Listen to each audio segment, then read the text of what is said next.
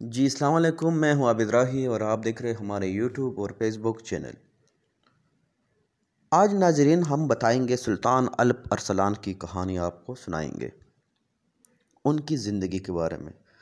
سلطان الپ ارسلان ملاذ گرد کے مقام پر اس وقت دو لشکر آمنے سامنے کھڑے تھے، سپے باندھ کر وہ جنگ کی ابتدا کرنے والے تھے۔ ان میں سے ایک تم رومیوں کا یعنی عیسائیوں کا ٹڈی دل لشکر تھا، جس کی محاط تعداد 6 لاکھ سے متجاوز تھی۔ یہ سب عیسائی جنگجو لوہے کے لباس میں غرق تھے، جبکہ ان کے مقابلے میں مسلمان ترک تھے جن کی تعداد 15-20 ہزار کے قریب تھی۔ عیسائی لشکر والے اپنے عدوی اکثریت پر بجا طور پر ناز کر رہے تھے، کیونکہ ان کا لشکر میلوں تک پھیلا ہوا تھا۔ وہ لوگ بڑی بڑی دفیں زور زور سے بجا رہے تھے اور طبل جنگ بلند آواز سے بجا رہے تھے، یعنی ایک زبردست شور تھا جو کہ عیسائی لشکر سے اٹھ رہا تھا، اور اس کی آواز کانوں کی پردوں کو گویا پاڑے دے رہی تھی۔ دوسری طرف ترک مسلمانوں کا لشکر تھا جو کہ کامل خاموشی کے ساتھ اپنے سالار کا انتظار کر رہا تھا۔ ان کا سالار ابھی تک اپنے خیمے سے برآمد نہیں ہوا تھا، جس کی وجہ سے ان کی لشکریوں میں شدید قسم سے بے چینی پھیلی ہوئی تھی۔ اگرچہ صفیں انہوں نے بھی باندھ لی تھی، مگر ابھی تک ان کا سالار لشکر میں نہیں آیا تھا، اور اس کے نہ آنے کی وجہ سے بھی کسی کو معلوم نہیں ہو پائی تھی۔ اس موقع پر مسلمان مجاہدوں میں طرح طرح کے وسوسے اور نامعلوم قسم کی اندیشے سر اٹھا رہے تھے۔ کچھ لوگ یہ خیال کر رہے تھے کہ شاید دشمنوں کی زیادہ تعداد کی وجہ سے ان کا سالار سامنے نہیں آ رہا، اور وہ اسی لیے جنگ کی ابتدا نہیں کرنا چاہ رہا تھا۔ یوں عجیب و غریب قسم کی کسر پسر شروع ہو چکی تھی۔ کچھ یہی حال لشکر کے آگے کھڑے سالاروں کا بھی تھا۔ وہ بھی اپنے سالار اعلیٰ کے غیر موجودگی سے پریشان تھے، کیونکہ اس نے پہلے ایسا کبھی نہیں ہوا دیکھا۔ یقیناً مسلمان مجاہدین لشکری تعداد کی قلت اور کثرت پر ہرگز یقین نہیں رکھتے تھے۔ اگر ان کا سلطان ان کے سامنے ہو تو وہ طوفان سے بھی ٹکرا جانے والے تھے۔ ان کی پریشانی کی اصل وجہ رومی عیسائیوں کی 6 لاکھ تعداد نہیں تھی، بلکہ ان کے سلطان کی غیر حاضری تھی۔ اچانک مسلمانوں کے لشکر میں ایک ہلچل، خوشی اور اطمینان کی لہر سی اٹھ کھڑی ہوئی، کیونکہ ان کا سلطان اپنے سپیر گھوڑے پر سوار اسے دوڑاتا ہوا اپنے لشکر میں اگلے حصے میں آ رہا تھا۔ جبکہ مسلمانوں نے اپنے سلطان کو دیکھا تو ان پر عجیب سی کیفیت طاری ہو گئی، کیونکہ انہوں نے دیکھا کہ ان کا سلطان جنگی لباس نہیں پہنے ہوئے تھا، بلکہ اس نے کفن پہن رکھا تھا۔ واہ! یہ دیکھ کر پورے لشکر پر عجیب سا جذبہ، جوش، ولولہ پیدا ہو گیا۔ وہ دیوانہ دار تکبیریں بلند کرنے لگے، اور کچھ لشکری تو شدتی جذبات سے داڑیں مار مار کر رونے لگے۔ مسلمانوں کا سلطان اس لباس میں اس لیے آیا تھا کہ وہ دشمنوں کو بتانا چاہتا تھا کہ اب میدان جنگ میں یا تم نہیں یا ہم نہیں۔ اب سلطان نے سالاروں کو جنگ کی حکمت عملی سمجھائی اور پورے لشکر کو دور دور تک پھیلا دیا۔ پھر اچانک ایک طرف سے حملے کا آغاز کر دیا گیا۔ اس کے بعد دوسرے سالاروں نے بھی اپنے اپنے لشکروں کے ساتھ حملے کر دیے۔ یہ صورتحال یقیناً عیسائی لشکر کے لیے بالکل ہی غیر متوقع تھی۔ انہوں نے یہ خیال کیا کہ شاید مسلمانوں کی آمد پہنچ گئی ہے، چنانچہ ان میں سے شدید قسم کی افراتفری پھیل گئی۔ ادھر مسلمانوں کے حملوں میں گویا طوفان جیسی تیزی آئی جا رہی تھی۔ سلطان نے اپنے سالاروں کو اس طرح حملہ کرنے کا حکم دیا تھا کہ عیسائیوں کے لشکریوں کے پاؤں اکڑ گئے تھے۔ اب ان کا سوائے فرار کے اور کوئی راستہ نہ تھا۔ اس کشمکش میں عیسائیوں کا بادشاہ روناس دیوجانس گرفتار کر لیا گیا، اور اس کے بڑے بڑے سالاروں کو بھی گرفتار کر لیا گیا۔ مسلمانوں کا یہ عظیم الشان سلطان الپ ارسلان سلجوقی تھا۔ سلطان الپ ارسلان سن 1425 ہجری میں پیدا ہوا۔ اس کا باپ چغری بیگ منشاپور سے لے کر دریائے جنون تک علاقے کا والی تھا، جبکہ چغری بیگ کا بڑا بھائی سلجوکیوں کا سلطان تھا، اور اس کی طرف اس چغری بیگ ان علاقوں کا حاکم یعنی والی تھا۔ سلجوقی بنیادی طور پر ترک تھے، اور اپنے ایک جد امجد سلجوقی کی وجہ سے سلجوقی کہلانے میں فخر محسوس کرتے تھے۔ سلجوقی کے باپ کا نام وفاق دقاق تھا، جو کہ ایک ترک گروہ کا سردار تھا، اور یہ گروہ بہت طاقتور اور جنگجو تھا، جبکہ وہ خود ترکوں کے بادشاہ بیگوں کا مقرب خاص اور خصوصی مشیر تھا۔ سلجوقی کا باپ جہاں ایک نہایت زیرک دانشمند اور جہاندیدہ شخص تھا۔ وہاں وہ انتہا درجہ کا شجاع اور بہادر بھی تھا۔ بہادری اور جرأت مندی میں وہ اپنی مثال آپ کہلاتا تھا۔ سلجوقی ابھی نو عمر ہی تھا کہ اس کے باپ کا انتقال ہو گیا، لہٰذا ترکوں کے بادشاہ بیگو نے اسے اپنی سرپرستی میں لے لیا اور اسے ایک عمدہ خطاب دے کر اپنے لشکریوں کا سالار اعلیٰ بنا دیا۔ رفتہ رفتہ سلجوقی کا اثر و رسوخ اس قدر بڑھ گیا کہ بادشاہ ہر کام میں اس سے مشورہ لینے لگا۔ اس سے دوسرے امراء اس کے ساتھ حسد کرنے لگے اور انہوں نے اسے بادشاہ کی نظروں سے گرانے کے منصوبے بنانے شروع کر دیے۔ ان سازشی امراء کے ساتھ ترک بادشاہ بیگو کی ملکہ بھی شامل ہو گئی۔ ایک مرتبہ ایسا ہوا کہ سلجوقی دربار میں مسند شاہی کے بالکل قریب بیٹھا ہوا تھا۔ اس کی یہ جسارت ملکہ کو سخت گوار گزری، لہٰذا اس نے ترک بادشاہ بیگو کے مخاطب کرتے ہوئے کہا کہ یہ نوجوان ابھی سے آداب شاہی کی پرواہ نہیں کرتا تو آئندہ نہ بانے نے کیا کر گزرے گا۔ ملکہ کی باتیں سن کر بیگو کو بھی احساس ہوا کہ سلجوقی کو کچھ زیادہ ہی سر پر چڑھتا جا رہا ہے، کیونکہ اس سے پہلے بھی ملکہ اس کی کئی بار کان بھر چکی تھی اور دوسرے امراء نے بھی اس نے بہت کچھ کہہ رکھا تھا۔ چنانچہ وہ اس سے چھٹکارا حاصل کرنے کا موقع تلاش کرنے لگا۔ سلجوقی بھی نہایت زیرک شخص تھا۔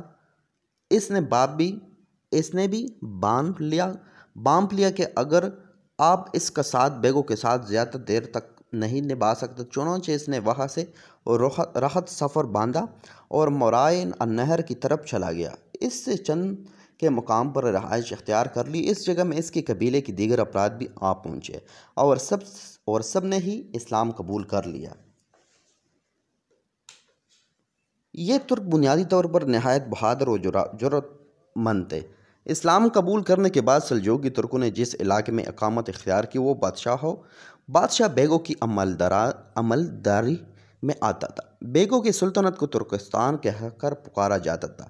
اسلام قبول کرنے سے پہلے جند کے علاقے سے ترکمانستان کا بادشاہ خراج اصول کیا کرتا تھا، لہٰذا سلجوقی جب جند کے مقام پر آ کر اقامت گزین ہو گئے تو پھر بیگو کے کارندوں نے ان سے بھی خراج کا مطالبہ کیا۔ اس وقت سلجوقی اسلام قبول کر چکے تھے۔ جب بیگو کے کارندوں نے خراج وصول کرنے کے لیے سلجوکیوں کے سردار سلجوقی سے بات کی تو اس نے خراج دینے سے صاف انکار کر دیا اور برملا کہا کہ جب تک ہماری جان میں جان ہے کفار مسلمانوں سے خراج نہیں لے سکتے۔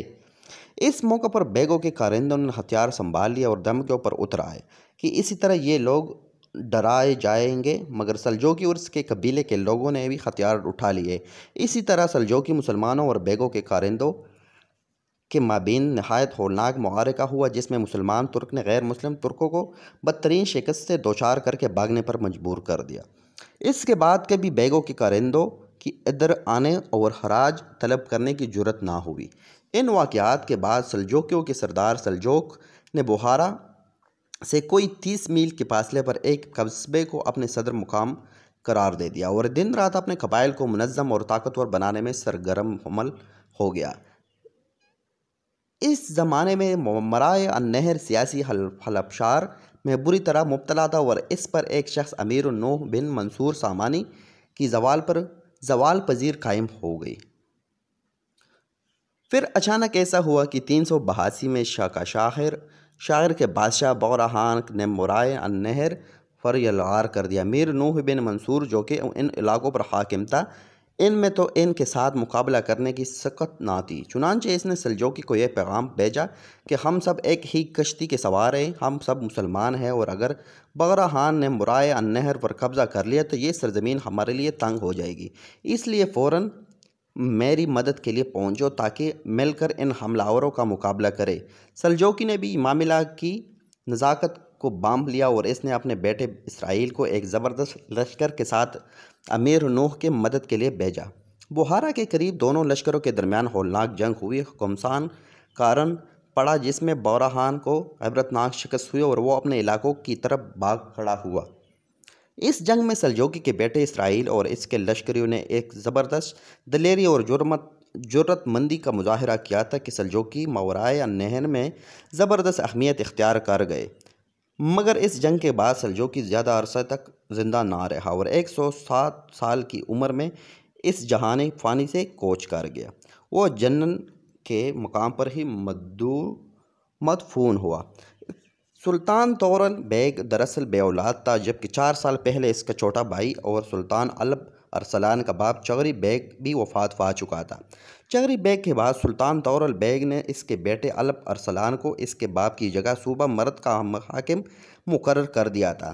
سلطان طغرل بیگ اپنے بھتیجے یعنی الپ ارسلان کو اس اعلیٰ اوصاف اور خصائص کی وجہ سے نہایت عزیز جانتا تھا اور اس کے ساتھ بے پناہ محبت کرتا تھا، جس سے لوگوں کو یہی تاثر ملتا تھا کہ الپ ارسلان ہی اس کا جانشین ہے۔ حقیقت میں یہی تھی کہ سلطان طغرل بیگ کے بعد ہر لحاظ سے الپ ارسلان ہی اس کی جانشینی کا اہل تھا، مگر حالات کی ستم ظریفی نے دوسرا ہی رخ اختیار کر لیا اور سلطان طغرل بیگ کی وفات کے بعد اس کی سلطنت کے اندر اختلافات اٹھ کھڑے ہوئے۔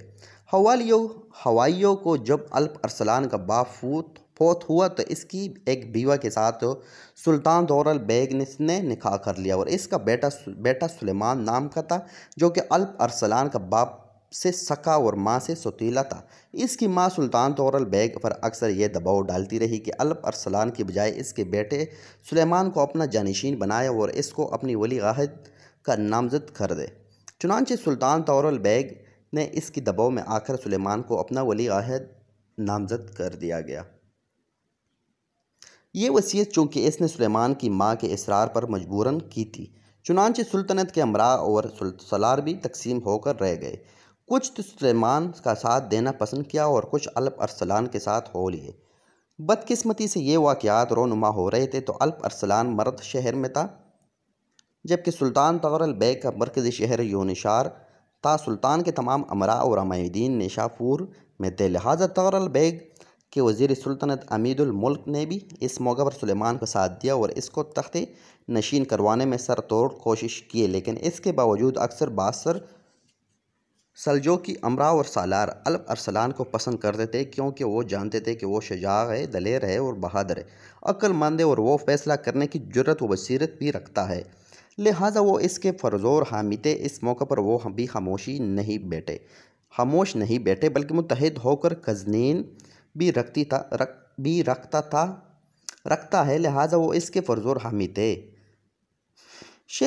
قزوین شہر کی طرف گئے اور وہاں انہوں نے سلطان الپ ارسلان کے نام کا خطبہ جاری کر دیا۔ اب سلطنت میں جگہ جگہ شورشیں اور بغاوتیں اٹھ کھڑی ہوئی تھی اور یہ محض وزیر سلطنت عمید الملک کی حمایت کی وجہ سے ہوا تھا، کیونکہ اگر وہ عجلت میں سلیمان کا خطبہ جاری نہ کرواتا تو کسی میں اتنی جرأت نہ ہوتی کہ وہ الپ ارسلان کی بجائے سلیمان کی طرف مائل بھی ہوتا۔ سب سے بڑی بغاوت صفانیان اور ختلان سے اٹھی، جہاں الپ ارسلان کا چچا قتلمش بن اسرائیل والی تھا۔ سلمان طغرل بیگ کی موت کا سن کر اس نے اپنی بادشاہت کا اعلان کر دیا اور بہت بڑا لشکر لے کر وہ رے کی طرف بڑھا۔ اس کے علاوہ ہرات کے حاکم موسیٰ بیگوں نے بھی بغاوت کر دی۔ عریض کا اس وقت سلجوکیوں کی سلطنت میں اس وقت 4 بڑی قوتیں ایک دوسرے کو زیر کرنے کے لیے سر اٹھا رہی تھی۔ اس موقع پر سلطان الپ ارسلان نے بڑی ہی دانشمندانہ قدم اٹھائے۔ اس نے فی الحال سلیمان اور سلطنت کے وزیر عمید الملک کو فراموش کر دیا اور فیصلہ کیا کہ وہ سب سے پہلے اپنے چچا قلتمش بن اسرائیل کا مقابلہ کرے گا، جو کہ ایک بڑا زبردست لشکر لے کر رے شہر کا رخ کر رہا تھا۔ سلطان الپ ارسلان کے اس فیصلے سے نہ صرف سارے امراء نے اتفاق کیا بلکہ الپ ارسلان کے بیٹے ملک شاہ سلجوقی اور اس کے وزیر نظام الملک توسی نے بھی اس فیصلے کو سراہا، لہٰذا یہ طے کیا گیا کہ لشکر نے لے کر مرو شہر سے نکلا جاسے قلتمش بن اسرائیل کا مقابلہ کیا جائے۔ اس کے بعد وہ اپنا لشکر لے کر بڑی تیزی کے ساتھ قلتمش کی طرف بڑھا۔ قلتمش اپنے لشکریوں کو لے کر اس شاہراہ پر سفر کرتے ہوئے آ رہا تھا، جو کہ دماغن سے ہوتی ہوئی رے شہر کی طرف جاتی تھی۔ الپ ارسلان نے تیزی سے بڑھتے ہوئے اپنے لشکر کو اچانک رکھنے کا حکم دیا اور اسی جگہ پڑاؤ ڈالنے کا حکم دیا، کیونکہ اس کو یہ اطلاع مل چکی تھی کہ قلتمش نے اپنے لشکر کے ساتھ دمغان کے انوا میں پڑاؤ کیا ہوا تھا اور 1-2 روز میں اپنے لشکر کو آرام دینے اور ستانے کے بعد دوبارہ وہ رے شہر کی طرف بڑھے گا۔ یہ اطلاع ملنے کے بعد الپ ارسلان نے بھی اپنے لشکر کو وہاں پڑاؤ کا حکم دیا۔ جبکہ خیمے نصب ہو گئے تو سلطان نے اپنے سالاروں اور امراء کے علاوہ اپنے وزیر نظام الملک توسی کو بھی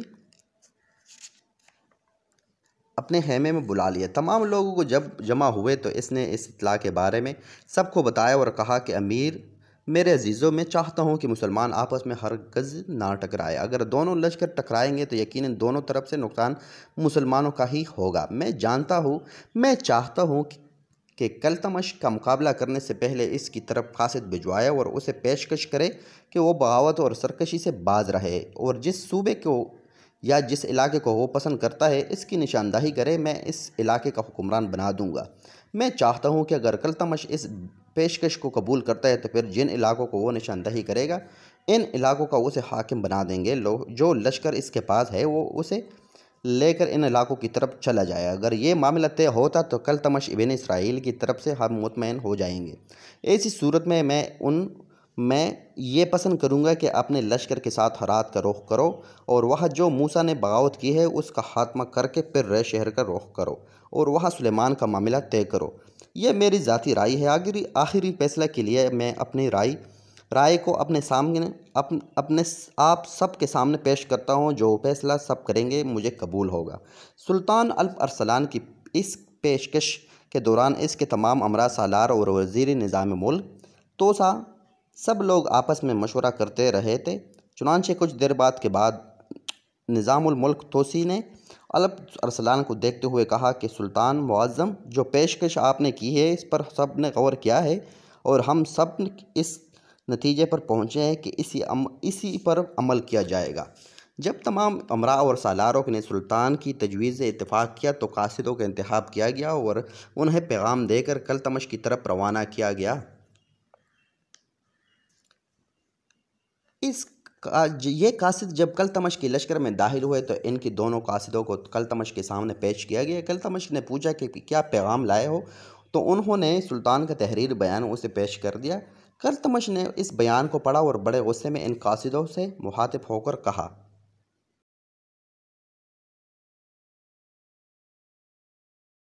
تو یہ تھی ناظرین آج کی ویڈیو پسند آنے کی صورت میں